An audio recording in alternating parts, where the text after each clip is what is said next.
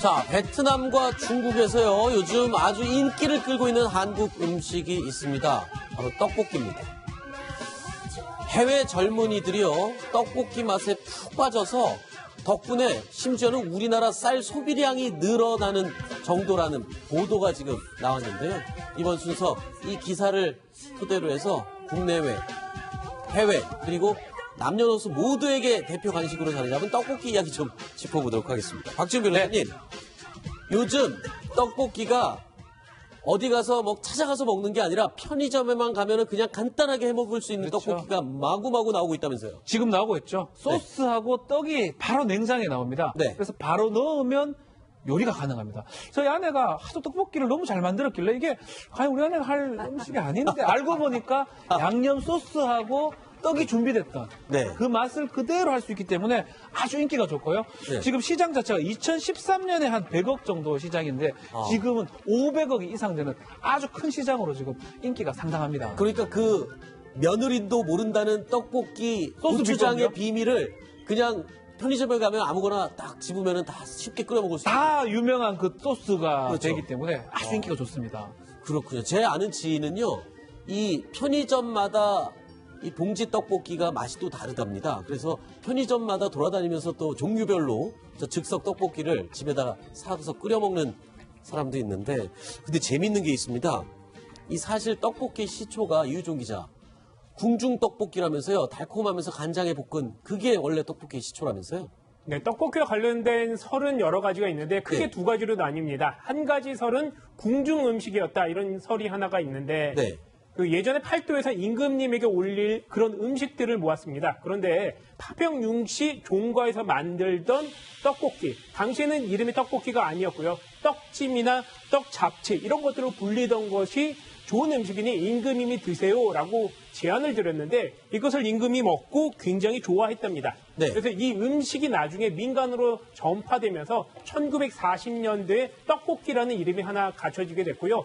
또 하나 다른 설도 있습니다. 또 하나는 예전에 떡을 임금님께 진상을 했는데 네. 이 가면서 굳었습니다. 네. 가래떡이니까 시간이 지나면 딱딱하게 굳었는데 그 수락관에서, 궁전에 있는 수락관에서 이것을 조리를 하면서 말랑말랑하게 만들고 간장과 같은 양념을 했다. 이런 설이 하나 더 있습니다. 네.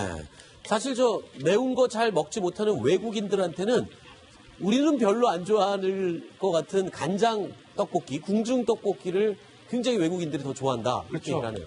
이 외국인들이 이 매운 떡볶이, 우리 요새 매운 떡볶이 유행하는데 한국인 입맛을 따라올 수는 없어요. 그러다 그렇죠. 보니까 외국인들은 우리가 잘 먹지 않은 예전에 궁중 떡볶이를 상당히 좋아하고 달달하면서 약간 매콤까지는 아닙니다. 달콤하기 때문에 네. 외국인 입맛에는 딱 맞아 떨어지고 이게 오히려 외국인들 인기가 좋다고 그럽니다. 그렇군요. 그런데 여러분 혹시 이 고추장 양념 떡볶이, 그냥 일반적인 떡볶이 말입니다. 매운 떡볶이는 도대체 언제부터 시작이 됐을까요? 알고 계십니까? 이유종 기자가 설명해 드릴 겁니다. 이 매운 고추장 양념 떡볶이가 생긴 지가 얼마 안 됐고 또 생긴 유래가 아주 우연한 실수 때문에 발생을 했다고요? 네, 실수 때문에 만들어진 음식이나 제품들이 굉장히 많은데 네. 우리가 떡볶이 하면 신당동의 마복님 할머니 떠올리게 될 겁니다. 네. 이분이 1953년도, 그러니까 한국정대 이 정도쯤에 가래떡을 실수로 짜장면 그릇에 넣었습니다. 네. 그거 찍어서 먹어보니까 맛이 굉장히 좋았습니다. 네. 그래서 이것을 좀 더 생각을 해봤더니 짜장면보다는 춘장보다는 그 고추장을 베이스로 했을 때 훨씬 더 맛이 좋았습니다. 네. 그래서 50년대부터 그 일대에서 이걸 만들게 됐고 그러면서 고추장 떡볶이가 전국으로 확산됐습니다. 네. 저는 생각보다 훨씬 더 오래된 것이라고 생각을 했었는데 의외로 1953년도에 마복님 할머니의 실수로 개발된 고추장 떡볶이. 생각보다 그렇게 역사가 오래되진 않았군요. 그런데 이 신당동 떡볶이 하면은 강일홍 팀장님이 좀 잘 아실까요? 네. 네, 강일홍 많이 팀장님. 갔죠. 신당. 네, 신당동 떡볶이집 가면 거기 DJ 박스가 있어서 네, 네.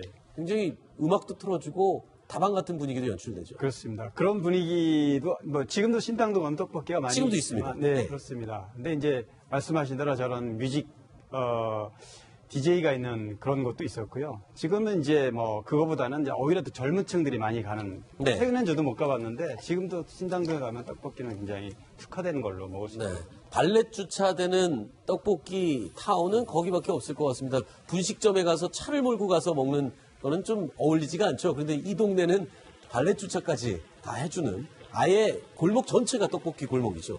자, 그런데 떡볶이가 한때는 길거리 음식 네. 또는 정크푸드, 몸에 그렇게 좋지 않다 이렇게 해서 몰락하는가 했었는데 요즘 떡볶이는 거의 새로운 변신, 엄청난 고급화된 요리로까지도 등장합니다. 어릴 때는 어머니가 못 먹겠죠. 떡볶이가 보면 떡가리 하나 10원씩에서 50원이면 5가리 먹은 기억이 나는데 저는 100원에 10개. 예, 100원에 10개도 하나 있고요. 서비스로 주기도 했습니다. 그래서 11개를 네. 주기도 하는데 그거를 먹으면 배탈 난다고 못 먹겠는데 지금은 그렇지 않습니다. 그렇죠. 아주 유명 프로그램에 떡볶이를 주제로 요리도 하고 있고요. 네. 국물 요리라든지 기름으로 튀긴다든지 즉석도 있고요. 네. 크림 뭐 좀 치즈를 넣는 즉석 크림 뭐 치즈 다양하기 때문에 어떤 요리를 하더라도 인기가 좋은 그런 요리 주제입니다.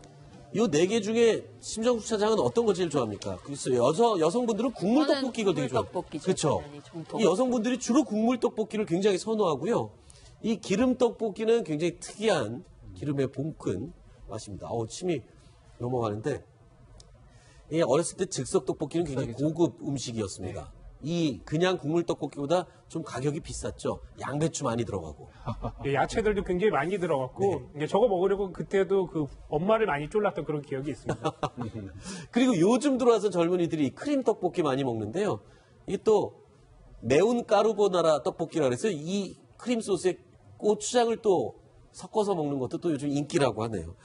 자, 그러면 집에서 좀 떡볶이 해 먹고 싶어서 양념, 고추장이랑 설탕 넣고 해보면 이상하게 파는 고추장 떡볶이 맛이 안 나요. 그래서 심정수 차장한테 파는 떡볶이처럼 맛있는 요리 비법을 좀 배워보겠습니다. 심정수 차장.